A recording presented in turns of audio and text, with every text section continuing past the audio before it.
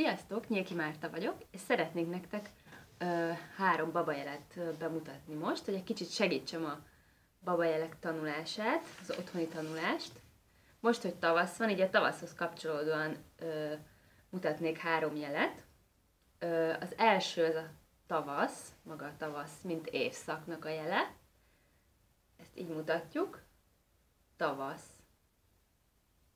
Tavasz. A második, ugye most volt húsvét, így hát aktuálisan a nyuszinak a jelét szeretném mutatni. Ezt így is lehet mutatni. Nyuszi. Nyuszi. Vagy pedig így is mutathatjuk. Nyuszi. Amelyik jobban tetszik.